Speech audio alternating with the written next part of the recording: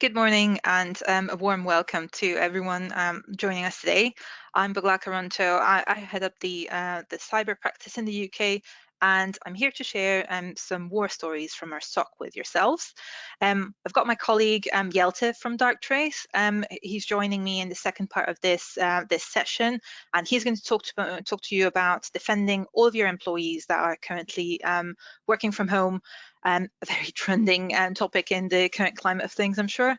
So between the two of us, what we'll try to do is we'll try to share share some of our stories and send you off with something that you'll hopefully find useful and that will benefit either you or your teams in some way. We've got a chat function today, and I would like to just ask you to explore that as we go on with the presentation. Feel free to pop your questions or comments in there as we progress through the slides, and we'll have a short Q&A session at the end. Please, feel free to ask us about anything, and I do mean anything. It doesn't have to be something that is necessarily on the slides. Just if something occurs to you, please go ahead and pop that into the chat window, and we will also have a short survey for you at the end of the session if you'd like to have a look at that, please. So, all intros done, and we can get started now. Firstly, just a really quick intro on Eurofins. We started as a business testing food and safety and pharmaceuticals, and grew from there. As you can see, we now have 800 test sites globally across more than 50 countries. And for those of you that are enjoying a nice warm cup of coffee or tea to start your day, chances are we've been part of ensuring the safety and quality of your beverage and brew. We also have a scientific division, which is basically a bunch of labs, and these have been heavily involved in real-time PCR and antibody testing for COVID. Obviously this has prominently gone on through the past year or so, and we created a testing program called Safer at Work, to carry out surface and wastewater testing, amongst other things, obviously. And by the way, this program can also be used in residential environments, like in a block of flats. There's a nice video on this online if you if you're interested. I'll let you Google and watch it after this session. On the cyber front, and this is the reason most of you are going to be here today, we've built up some serious capability over the past few years. We now have people in the UK, people in the Netherlands, Malaysia, and the US, and in a few months' time, we'll have finished recruiting into a new team in Bangalore. All of these people and having access to these people effectively allowed us to implement a follow the sun model for our SOC, which is one of the key areas that I'm going to be covering today. But we also have pen testers, incident responders, and consultants and other people across the globe as well. So just to give you a bit of flavour from our joint history, the three main entities in cyber are Eurofins US. As their name suggests, they're right across the pond from us. We've then got Qubit, who are the oldest security providers in in the Netherlands. Excuse me. And finally, we've got Comisum. For those of you in the UK and possibly joining us from Singapore, you will be familiar with Crest, and Comisum was one of the founder members of the 6 companies that founded Crest in 2006. And I mean, at this point, I'd normally probably flesh some faces for you as well, but instead what I'm going to do is I'll move on and get to some of the more interesting bits of the presentation. So we're here to talk to you about lessons from the front line and how to potentially prevent and prepare cyber breaches. And these are all coming from our SOC. Some of you are familiar with the services that we provide, but just to give you a quick taste. there's so much more to a SOC than just log monitoring. And throughout my years of service, the two main reasons for companies wanting to procure any sort of cyber services were either one, they were required to do so because they were a regulated industry like finance, or two, they genuinely wanted to improve on their security posture for whatever reason. Maybe they had previously suffered an incident, or they just know that it is something that will be in the best interest of their business to have an additional level of protection and not be in the news, which we've seen a lot recently. So I won't go into detail on all of these services and all of the services that we offer. I just wanted to quickly illustrate some of the capabilities, and that, like I said, we don't just do monitoring. We run and run weekly vulnerability scans. We all of these are quite important parts of the service, but we can do so much more for you depending on your business needs. I'm happy to catch up with you on these outside of the webinar.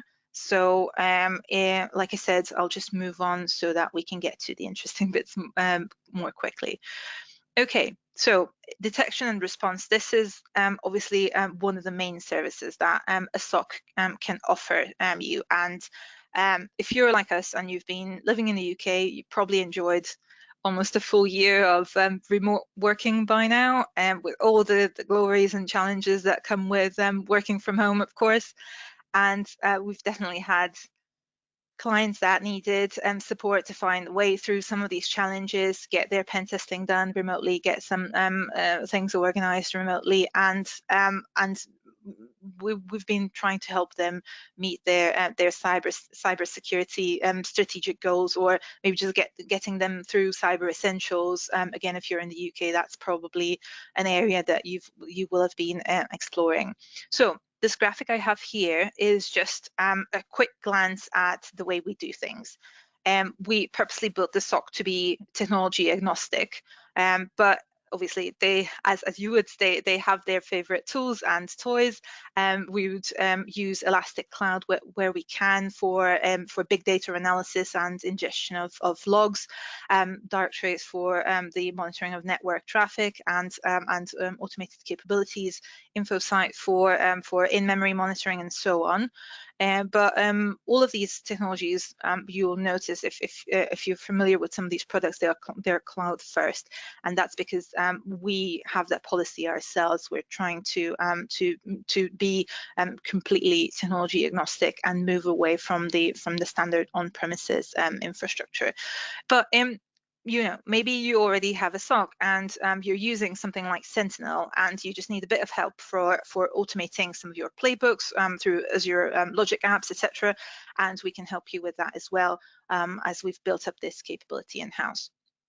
So in the SOC, what we generally like to do is we like to think of ourselves as extensions of you, as in the customer, in pretty much anything that we do. For example, through something like a maturity assessment, which I had on the previous slide, we would sit down with you to understand where you are on your journey at the moment, and where you could improve on your security posture. And then a year later, or year on year, as you would, we can repeat this so that you can see how far you've actually come.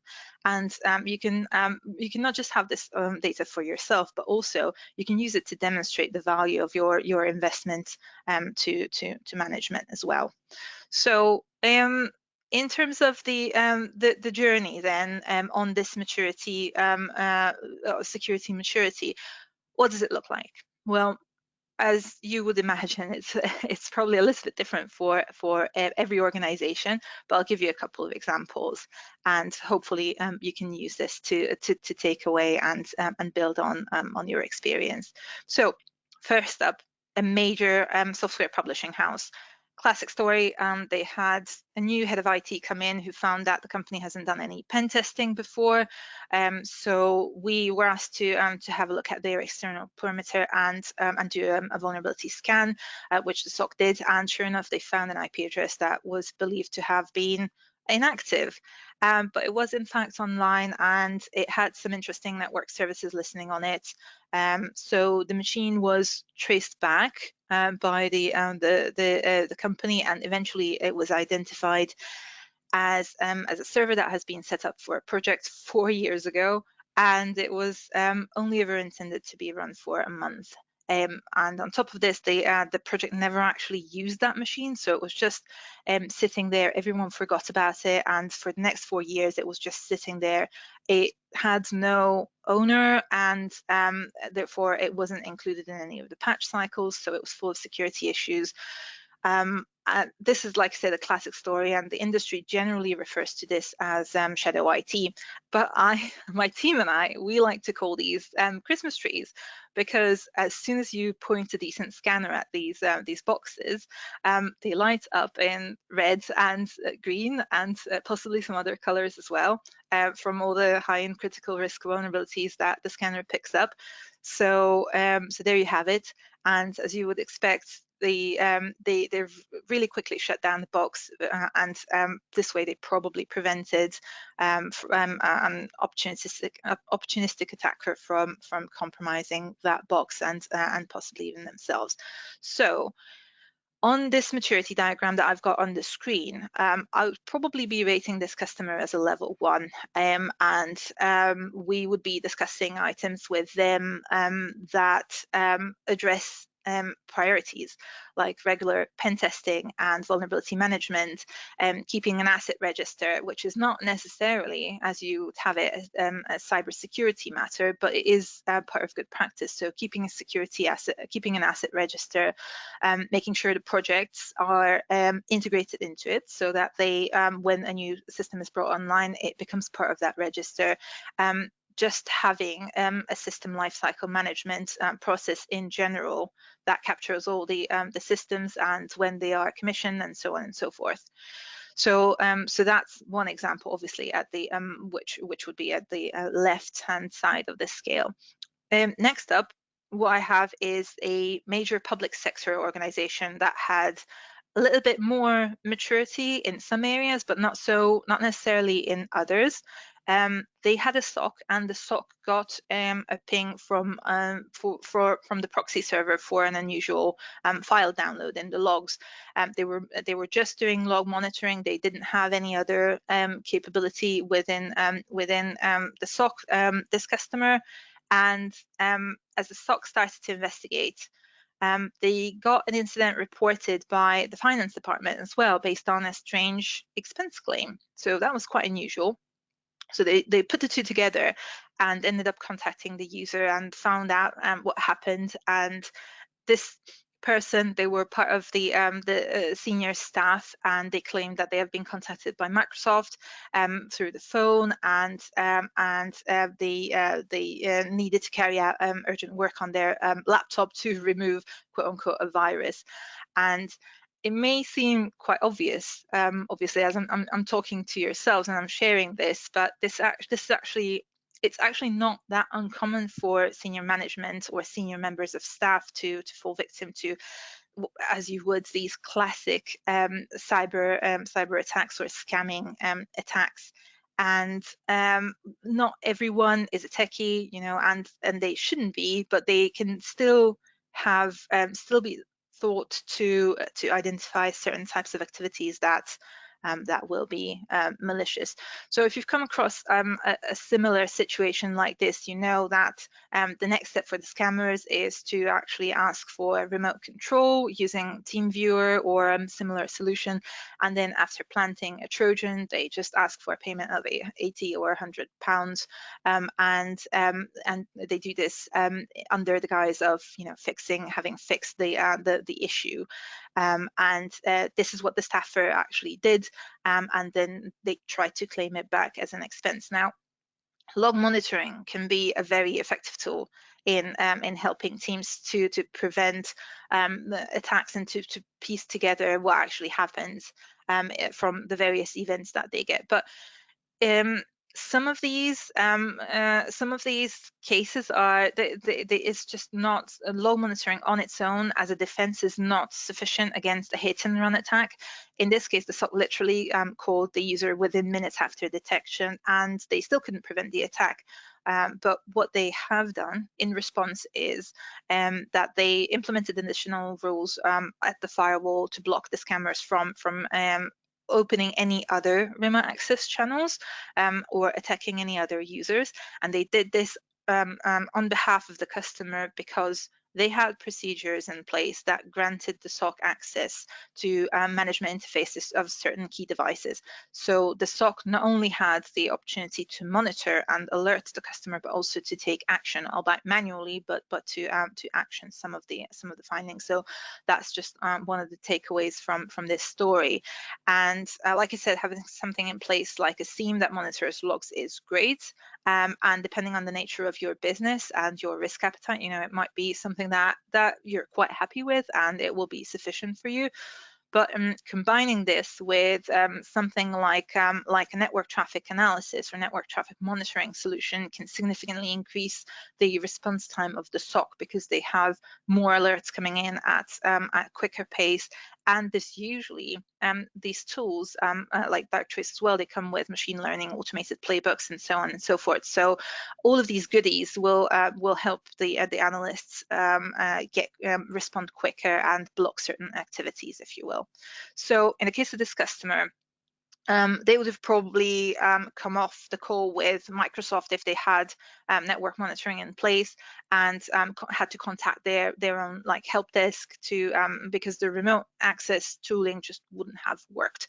They wouldn't have, even if they executed what the scammers asked them to do, they wouldn't have been able to create the remote access. So as you can see, phishing, we all know it's a major issue, but everyone knows this. But don't forget to train your staff on other types of potential attacks.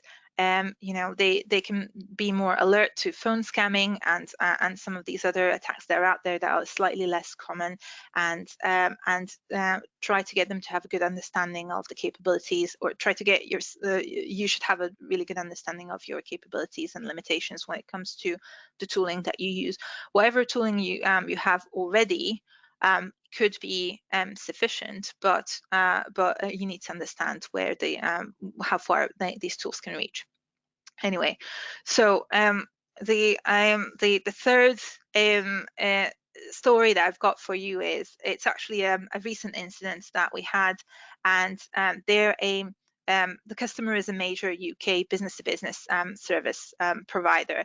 And they noticed quite an unusual activity on their network. They saw increased network loads and SSH login attempts on their internal network, and the attacks seem to be originating from an internal IP address. So our SOC also provides cyber incident response, which is how we got involved in the first place. And obviously, needless to say, this is something at this point you would probably get pretty concerned about what's going on, having all of that interaction on the internal network. So we fired up an instance of Elastic and started consuming and analyzing a lot of the logs. And then the SOC were able to identify that the scanning activity was actually originating from an IP address that seemed to be a VPN endpoint. So they asked for the logs to be shipped from a couple of additional devices into the platform, and they managed to confirm this. Plus, as we got more and more involved and got more and more logs, it started to become kind of apparent that the scanning activity was actually very similar to what we would see from a vulnerability scanner. So that was the first hint. But the customer, in this case, they didn't have any vulnerability scanners on their internal network anywhere, not just on that IP address. And eventually we managed to establish that the client had a VPN set up with one of their customers.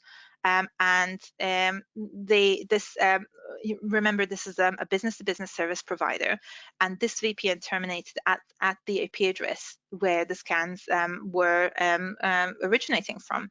So what no one kind of realized was that this connection provided a much wider access to the network of our client from that customer, as there was no network segregation. Their network was effectively flat, and therefore the customer access was much wider than it really needed to be.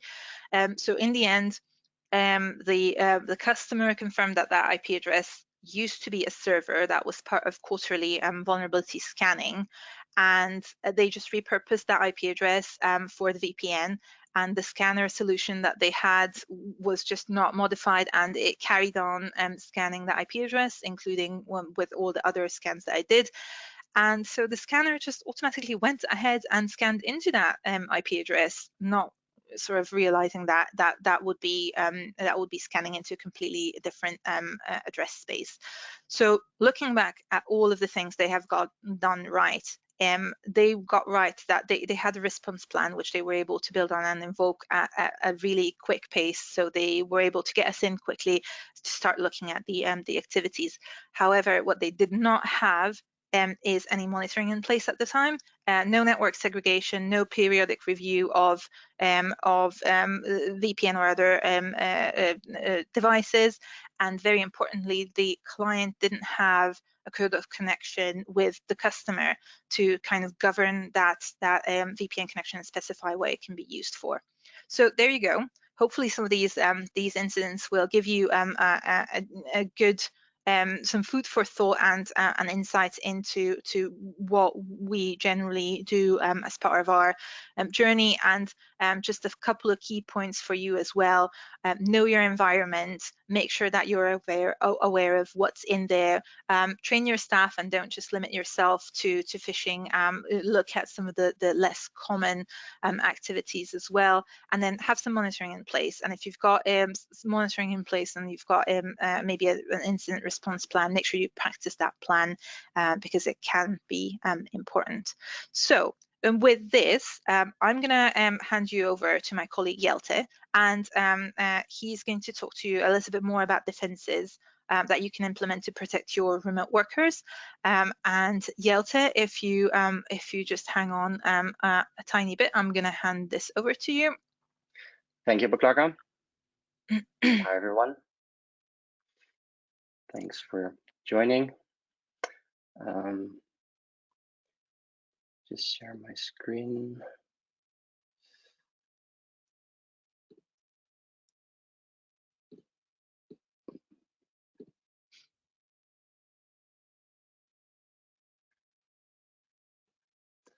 Are you able to see my screen at the moment? No, not just yet. 2 seconds. Let me see if I can do something at my end.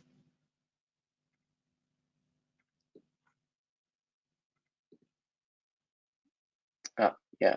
I think here I get the pop-up. Yeah, I can see your screen now. Perfect. All right. Yeah, I'll tell a little bit about Darktrace. Well, Baklaka has talked really about kind of the general Eurofins services when it comes to cybersecurity assessment and kind of yeah, overall strengthening of cybersecurity. Baklaka named Darktrace in there as well, and yeah, you could really see Darktrace as kind of the detection and prevention tool on the network, clouds, and email, kind of in the background, relieving you of kind of yeah, cybersecurity worries, so to say. I'll talk a little bit especially about how we kind of focus on remote working environments, which is of course a focus for companies in the last year, especially. Perhaps first a bit about the company. Darktrace was founded 7 years ago in Cambridge by machine learning specialists, mathematicians.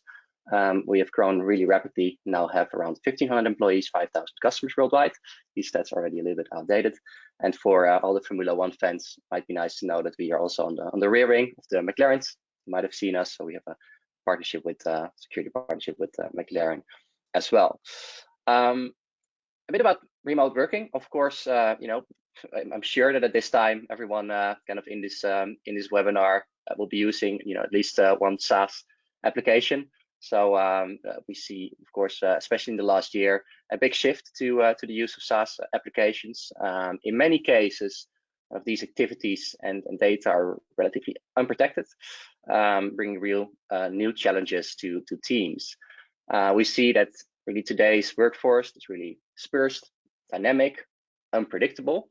And while it was already hard for teams to kind of understand what's going on the network in their own environment, in their offices, in their data centers, now especially with people, working from home, using perhaps their own networks, bringing in certain types of software, it's kind of hard. There's no visibility, hard to keep track of what's going on, so to say. So actually, you really kind of want coverage of the whole environment, including all these SaaS applications and kind of the remote work activities. But yeah, protecting the digital workforce in SaaS and cloud environments, it's really new, kind of unfamiliar territory for most teams. Even a kind of a recent Cybersecurity Insider report has shown that less of a third of businesses are actually monitoring abnormal activity and behavior across the cloud footprint. So lack of visibility is really a key issue of organizations nowadays. That's what we've also seen with Darktrace, kind of a few examples here of different threats also in the last year, kind of prevalent threats that and trends that we've seen. We've seen a lot of kind of out of hours activity. Evenings, weekends, holidays are usually really interesting kind of moments for attackers to hit an organization. Ransomware, of course, it's around 2% of breaches that we've seen overall, but that is really ransomware. You could see as the last part of the cyber kill chain when an attacker really kind of reaches the goal of encryption or tries to reach that. Before that, there's of course lots of other types of activity like lateral movement, where an attacker moves, laterally inside of the network or inside cloud environments to perhaps plan the kill switch to eventually reach that goal of data exfiltration or encryption. SaaS account hijacks, we've seen lots of attempts also in the last year, really, not being detected by Microsoft, account compromise, even with two-factor authentication in place. We see that being circumvented nowadays. Banking Trojans, but Clark already named it as kind of a way to infect companies initially with a Trojan, and then from there on, kind of either started lateral movements or a direct encryption. So kind of the trends of last year also that we've seen. When it comes to projects that companies are running, you see, of course, lots of digital transformation, especially going faster and faster now with new tools brought into the organization, with all of the remote work trends, kind of bringing new vulnerabilities also inside the networks. We usually see kind of a flexibility of security controls also during these stages of transformation, which just brings additional gaps in security and kind of losing of visibility with that remote work as well. And we really see that the cyber criminals kind of make use of that, especially of those periods where suddenly people are switching to remote work. We saw things like the Citrix NetScaler vulnerability, other types of cloud compromise in the last year, really being misused in that kind of period of change. So how does, what's the best way to deal with that? Of course, the companies have their antivirus, their firewall, perhaps their standard spam filter. They rely perhaps on their Microsoft security, but that's simply not enough. You really need kind of something in the background that actually keeps track of everything in real time and kind of understands these subtle kind of behavioral changes, and especially those that are threatening. Especially a technology that can actually adapt to change. Companies are constantly changing. Even before COVID, of course, you had some companies that were a bit switching to remote work already, just as part of their kind of way of doing business. Of course, COVID really accelerated that change. But for us, as Darktrace technology, this didn't matter. The AI in the background kind of is used to that change and can automatically adapt to changing organizations, whether you're acquiring new businesses or suddenly working remotely. It understands kind of the normal activity within the network and can then spot, detect, and respond to.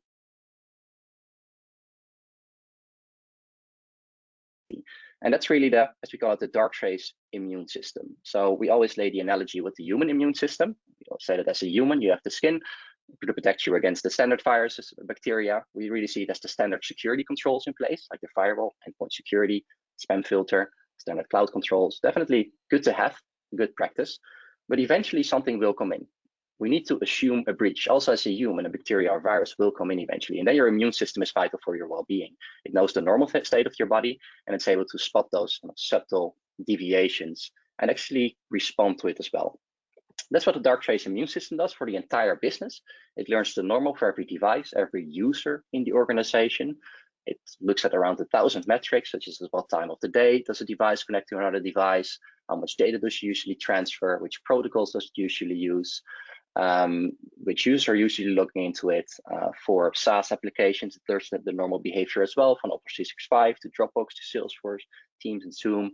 And finally, to email in real time, keeps track of all of the email traffic and kind of learns who's usually emailing a room, what type of attachments, what type of links, to spot these subtle deviations from the normal. And that's where we kind of really have a distinction with other technologies. We don't use rules, signatures, blacklists, or kind of predefined assumptions of what that looks like, which you miss all these kinds of 0 days, new types of attacks, lateral movement you can't detect, things like data leaks, insider threat, phishing, that evades the kind of blacklist and gateways these days, account compromises. You need a different approach. So we have a totally different approach that learns the normal, spots, and reacts directly to any threatening deviations. In between, there's the cyber AI analyst, which also automatically investigates these low-level anomalies, so that the SOC team of Eurofins is able to kind of see in a really efficient way when something threatening is happening on the network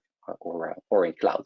And even yourselves as local teams can kind of use this cyber AI analyst without too much security knowledge. You kind of use Darktrace in that way. SaaS is of course a big part of that as well. Darktrace, in addition to kind of the network, endpoints, cloud infrastructure, IT, OT environments, it also keeps track of kind of SaaS applications and email. So within kind of SaaS, it has a full understanding of users, perhaps using different SaaS applications of the user's device, for users' kind of email behavior.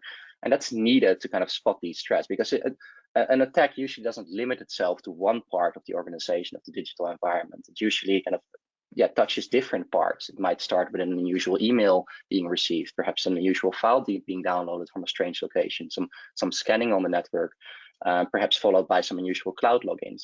And Darktrace kind of sees that all those anomalies within the entire business to make kind of one overall decision of whether something is anomalous and threatening. Email is also a very important part of that. So more than 90% of the threats originate via email. And we see just these days that a lot of phishing is coming through.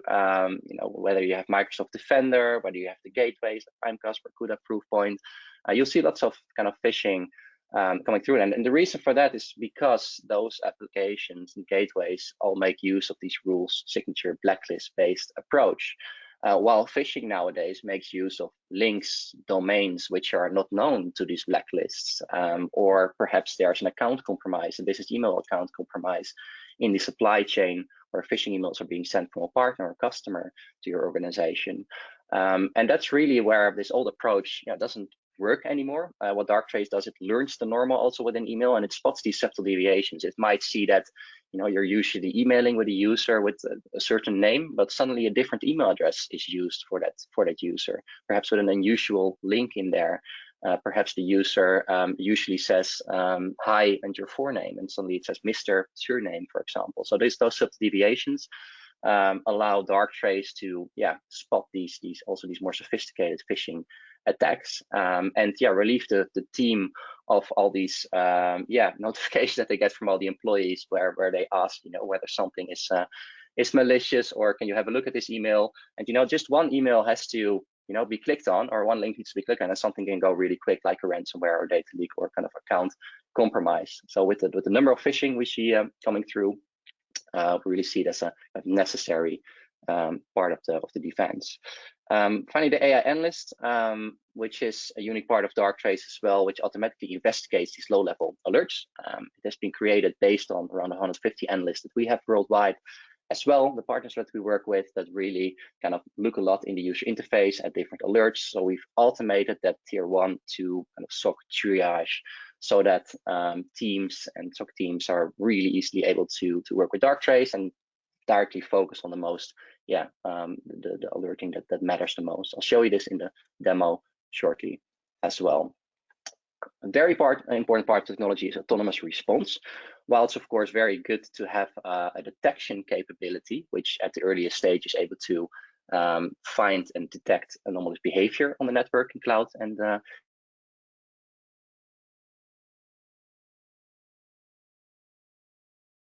it's like a ransomware, for example. So in case of a ransomware, you actually have Darktrace to take direct action as well. We are the only ones in the world to have this capability. It stops ransomware that might not be detected by the antivirus. It stops ransomware that comes from uncontrolled, unmanaged devices. It can also stop other types of malware, data leaks, and all types of behavior that cannot be controlled by other tools can be stopped by Darktrace. It also works in SaaS environments, so we can, for example, automatically block an account when account compromise is suspected, so that a SaaS account is not misused for things like phishing or data exfiltration. And for example, within email, there's also different types of actions, from adding warnings to locking links, moving to junk, or completely removing an email from the inbox. So we really prevent kind of lots of different threats for the customers in real time every day. I'll briefly show something in the demo environment as well. So we have a very rich user interface, the Darktrace technology. We also have a mobile app that you can use. Of course, there's the Eurofins SOC that keeps an eye on things in the background. But you yourself also have the ability to work with the technology as well and kind of see direct high scoring alerts or interventions of the technology on the mobile app and in the user interface. So I'll just quickly switch to the demo right here. For Clark, could you just confirm that you are able to see the demo screen at the moment? Yeah, I've got your screen. Yeah. Okay. Perfect. So the user interface of Darktrace, well, when you have Darktrace deployed, it deploys really easily. So in the infrastructure, it's simply a sensor or multiple sensors. If you have different locations attached to the core switch, just a span or mirror session, and the sensors passively kind of listen to a copy of the raw network traffic. You can also have vSensors, virtual sensors inside hypervisors, so you can see VM to VM traffic. You can even have agents on individual laptops that are traveling. So it's really easy to set up. You don't have to tweak or tune anything. It's literally span or mirror session, send the data to Darktrace, and it automatically learns for about 7 days. It creates the initial baseline, and after that, you get full access to the technology, and it does its work. Here you see, for example, a certain subnet where Darktrace is seeing kind of a few devices connecting with each other. In real time, it connects with other subnets as well. You see the subnet connecting externally. You see some yellow lines, some more unusual traffic here. Now, this is not an overview that you yourself necessarily look at, but I do want to show it kind of in the demo always to kind of show what Darktrace keeps track of all in the background. It's that raw network traffic on which is kind of creating this understanding of what's happening in your environment. In addition to security, because Darktrace keeps track of all of these things in the background, it also provides visibility. For example, what's connecting to what, which different sites are connecting with each other, which devices are this, which kind of traffic is this. This is also stored locally, so you have kind of a full history of all of the traffic as well for all devices, as well as all SaaS activity. So you also have a full kind of inventory of all devices at your availability, because Darktrace is placed at the core of the networks and cloud. It provides full visibility of every user, every device, even VPN users and kind of remote workers in real time. So it's also really useful technology for network operations locally, in addition to security. Security, of course, is the most important part. So for every user, every device, it keeps track of all these different kind of properties, and it can spot these subtle deviations. Now, these subtle deviations are kind of seen here at the bottom in kind of low-level alerts. Now, this is not what you yourself or your FinSOC would necessarily be looking at. That's the AI analyst that actually provides the automatic investigation. But here you see some types of activity already that Darktrace can detect, from things like scans to unusual file downloads to unusual file transfers here, some mining on the network, some unusual activity in cloud. We of course talked about remote working as well, and cloud activity.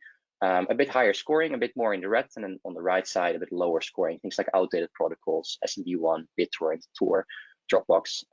Interesting to know, to kind of harden and strengthen your network over time, but not directly very critical. Now, what Darktrace does, the technology itself in the background, it's 24/7 kind of looks at those alerts and investigates them. And here you see the AI analyst. So a total of 6 events for the last 7 days for a rather large network of 30,000 devices. Now, what the AI analyst does, it looks over time whether there are perhaps multiple types of unusual activity for a device or for a user. And it doesn't only look whether there are multiple types of activity, it also looks whether they are associated perhaps with different stages of the cyber kill chain. So it's really as if a security analyst will be looking at low-level alerts in Darktrace. And this really allows local teams also to kind of keep track of alerts and events within Darktrace without the need for too much security knowledge. And it allows kind of the SOC team of Eurofins to really focus directly on the things that matter. So within all these low-level anomalies, things like scanning, unusual file writes, some beaconing here externally, these are already unique for Darktrace to be able to detect. So they provide a new visibility in things that are happening on the network and in cloud. But there's also this analyst with an additional layer of investigation, really only picking out those key events of interest. And here it starts, for example, with some scanning, also on the 445, some report, followed by some file writes here of a file that's not seen by rule signatures by virus scanners, and here a couple of hours later, what we call command and control communication on connection for so many minutes or hours to an endpoint that the attacker is making themselves aware that they have taken over something, typically an IP address that's not known by firewalls, whether it's on the physical network or in cloud, and directly a list of devices that are showing similar behavior, so that the team at an early stage is able to detach these devices for the network and do a full scan or reinstall. So we're really proud with Darktrace that we're able to kind of detect these types of events at the earliest stage. When you think about SaaS, you also can have events like a device that's taken over, followed by a possible hijack of an Office 365 account. So the device in this case was taken over, a keylogger was installed, and the Office 365 account was taken over. Darktrace also takes direct action here to kind of lock out that account so that it's not misused. And especially the context it already has around the device as well, entirely unique to Darktrace to have kind of that full visibility. Now, detection is, of course, interesting and definitely good, that the Eurofins SOC kind of makes you aware of any potential types of threatening activity on the network or in cloud. However, some threats just kind of move really rapidly, and there you actually want the technology to take direct action and stop a certain threat. I will show this last example here, where actually Darktrace takes action to stop a threat, in this case a ransomware. So in this case, the user has received already pretty suspicious email. Darktrace email already saw it was the first time this sender sent an email to this user. It was some spoofing indicators in the email, an unusual link in there, enough for Darktrace to already add some warnings to the email, block the link in the warning page. The user still kind of decided to click through the link, and eventually here you see that something will try to spread here. This can be on the network, it can be in cloud, it can be anywhere. Darktrace directly stops it. It says enforce pattern of live for 3 hours, which means the coming 3 hours, the device is only allowed to do what it's usually doing, the normal business activity the Darktrace has learned with the device. But it goes a step further here. It sees with a high confidence that this threat came from an email, a link that was clicked on, and directly Darktrace identifies a phishing campaign that had targeted the organization to plant a malware.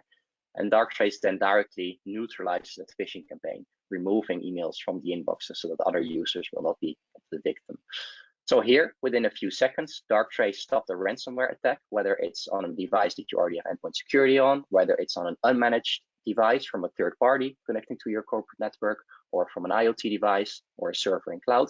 Darktrace stops it directly without the need for agents on these devices, and it also directly identifies the source phishing campaign, which is neutralizes. Which brings me kind of the last 1 or 2 minutes of the demo. Email, very important part of Darktrace as well, where Darktrace within the email environment learns the normal for every kind of user who's usually emailing the room, what type of links, attachments, text structure. It looks at around 700 metrics within email. It sees here for this phishing campaign that the user was generally emailing with someone with this user with this name before, but a different email address was used. Here it's Gmail. It's kind of clear that's different, but sometimes it's just one letter in the domain name or character that's different. So hard to see when you're opening it on your phone. And here you see that, it's seen as spoofing and also an unusual link in there. So enough for Darktrace to already take some action in there. Different types of action can be taken, from adding warnings to logging links, moving to junk, or converting an Excel from Excel file to PDF, for example, to disable any macros. Darktrace email really works in the background. So yeah, you don't have to look at the dashboard necessarily. We trust on Darktrace email to take its action. But yeah, it's good to see trends, for example, of the most target used in the organization, phishing campaigns that Darktrace has stopped. So here, for example, it's the CFO, CEO, secretary, as a bit of the higher targets within the organization. And the most advanced attacks that we stop being account hijacks. So it can be in the supply chain that a partner, supplier, or customer, there's an account compromise there. And Darktrace might see unusual times of the day, unusual recipients, perhaps an unusual source IP in the header, perhaps an unusual link in there, which is unusual for your organization. Typically, like a fake sign-in page here, not being spotted by other defenses like Microsoft Defender or other gateways, because they simply rely on rules and signatures and spam blacklists. Attackers always make use of new domains, new IP addresses for these purposes. And Darktrace in this case says, well, it's an email address that the organization is associated with. It is seen here as an account hijack because of the significant behavioral anomaly. In case of account hijacks for your own environment, we already see that in the SaaS environment as well, where we can directly spot, for example, an Office 365 account takeover and block an account there before an account is misused. And yeah, definitely recommend to have a look on our blog as well, where one of the most recent posts about kind of a customer that has two-factor authentication that was also kind of circumvented. I've seen it myself a few times as well. And while preventive controls are good to put in place, you always need to assume a breach and have a technology that actually is able to detect and actively respond to it in the background. I'll just briefly go back to this last slide here to actually talk a little bit about the proof of value, the way to kind of see the technology in action together with kind of the Eurofins partnership and SOC service as well. We offer, together with Eurofins, a free trial of the technology, very easy to deploy. Like I said, a sensor on the network, simply a span or mirror session. You can include different SaaS applications from Microsoft 365 to G Suite to Salesforce and other applications. And email as well is as simple as a journaling rule, because Darktrace for email is not inline. It's simply kind of passive and works with the API for actions. So really easy to install. It needs a week of learning, and then we'll have 3 meetings where we also present reports to you of the findings of the technology, and you get full access to the technology and an overview of the services that Eurofins can provide from a SOC perspective. That's the end, actually, of my part. Just wondering if there's any questions from the audience. And Clark, I don't know if there's anything from your side to add still here at the end. Yeah, no, thanks very much, Jelte. We can proceed. It's time for the Q&A. If you could please pop in any further questions that you might have, we can then look at these and go through them in a couple. So there's one question for you here. This is probably for you, Jelte. Would there be any false positives since there's no configuration of rules? Yeah, so we never call it false positive, so to say. We always call it kind of interesting types of behavior on the network. I think I've just shown as well the alerts that are showing up here in the user interface. So the machine learning, it's already kind of, we're already 7 years active in kind of the largest network. So we really need to be precise in what is reported in kind of the top incidents, especially the kind of AI analyst events. They need to be really interesting. Now, what would you call false positive? If there's suddenly a consultant coming in and they are perhaps downloading a large amount of files from one of your critical servers where usually there are no downloads from, and they upload it perhaps to their own environment, perhaps it's related to a legitimate project. That could be, but it's still very interesting to know. And those things, they simply don't happen that often. So while you could call it a false positive in a way, well, it's a legitimate activity. Our customers are really happy with that, to see perhaps, within 3 types of very interesting legitimate activity, there might be one actual threat in there, and the other 2 are just very interesting to see from a visibility perspective. So that's the one part. So, what's a false positive? It's not always a threat to the network necessarily, but it's something you don't have visibility on and which you actually want to have visibility on. On the other hand, there are some low-level scoring alerts. For example, It could be an unusual kind of share being accessed on, or some kind of outdated protocols being used, or an unusual file download. That in itself might not be kind of directly really threatening or interesting. And this is why this is low scoring in Darktrace. You still have visibility into it, but what you actually work with and what you actually are reported with are the AI analyst alerts. And they really investigate the high scoring alerts. They correlate alerts over time. So I would say that, as you call it, the false positive rate, actually from an AI analyst perspective, is extremely low, because it's always, very interesting and unusual types of behavior that you want to know about. So I would say, we also, of course, need to provide that to very large customers, right? Hundreds of thousands of devices, where the SOC team, of course, we want to save time for them, not feed them with lots of extra alerts, so to say. And I would say that's unique of Darktrace as well. Instead of feeding you lots of alerts, you actually have very concise, summarized events that are already investigated by Darktrace, by the technology itself, which is unique to us as well, and provides a very low false positive rate, so to say. So I hope that answers the question. And as well, second, we have autonomous response. We're the only ones in the market to actually have a technology that's able to decide when to take action, even to stop like a managed device or an IoT device that spreads something. We wouldn't be able to have taken that next step a couple of years ago, when our detection wouldn't be capable enough of really spotting when something severe is happening. So otherwise, you'll get lots of calls of customers that are, where we're blocking legitimate activity as well. So yeah. Yeah, that makes sense. I think there's another one that actually relates to this, and the email piece. It says, would this work for a low volume of emails? Thinking of businesses that may have a small number of irregular high-value transactions. Yeah, totally. Just like the network component also works for a low number of devices. We are, if you have a probe that's installed perhaps in a very small OT environment where there might be 10 PLCs or something like that, it's even more interesting when suddenly there's a unusual type of behavior for that environment. So you have less overall noise. It learns even quicker. Usually it's a week even for the largest networks, but for those networks it can perhaps even learn a bit quicker. So also for email, like I don't know what the number of users is. I haven't seen deployments for like 3 or 5 users, but I have seen them for 20 or 30 users, for example. Yeah, when it comes to email, that's definitely also feasible for lower volumes. It doesn't matter really what the number of email addresses is to learn the normal. Okay, that's fine. Here's another one. I think that this is from a little bit earlier on in the presentation. It says, is there any training available to end users? I'll take this one if you don't mind. So yes, we do have security awareness training for your staff in general. We've got capabilities to deliver managed phishing campaigns so that you can get people on board and get them on the learning curve. We also do cyber awareness training modules for decision makers, and we can also do more technical training for your existing SOC people or analysts, if you like. So just to give you a couple of examples, but happy to, like I said, happy to catch up and discuss any of these a little bit further. So there we go. Yeah. I would say if it's specifically about the Darktrace part, also from the Darktrace perspective, there's kind of within every contract the free of charge training if you want to get familiar with the technology itself as well. That's all kind of free of charge interactive training sessions, and lots of training to your availability as well. Cool.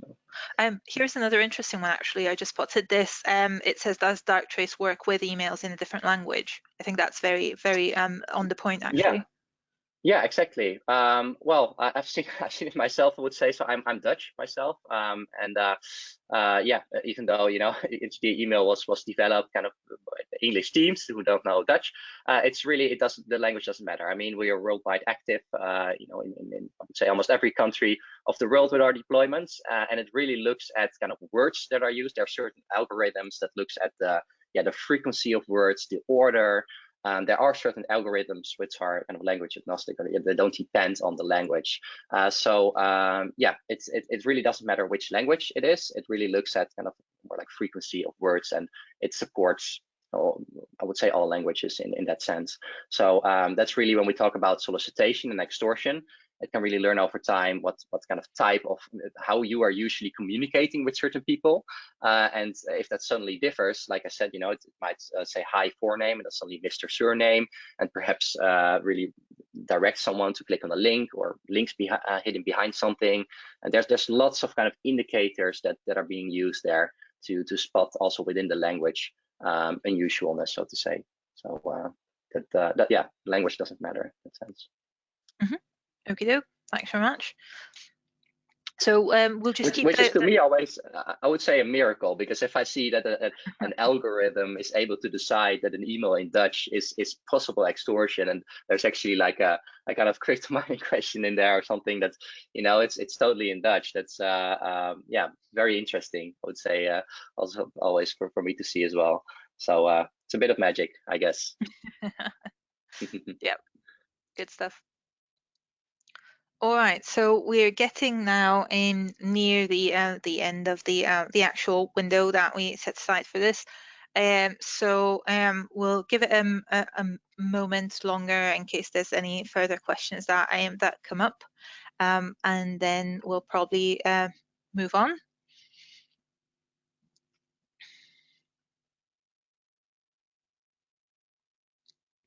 But also, just to point out, obviously, our contacts were included in all the slides, and you can always reach out to us as well outside of this meeting. It doesn't have to be just within this seminar.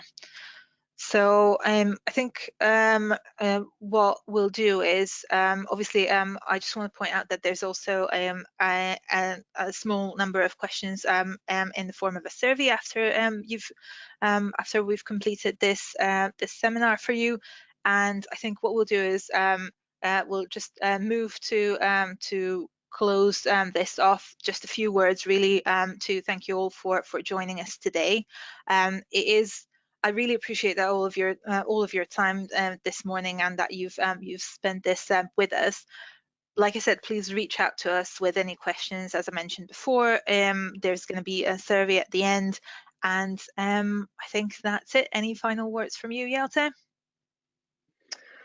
No, I just would like to thank everyone for their time, and I hope that based on this presentation as well, you might be interested in kind of a follow-up conversation, because we'll reach out to you about that as well, to talk a little bit more about how this would work in your environment.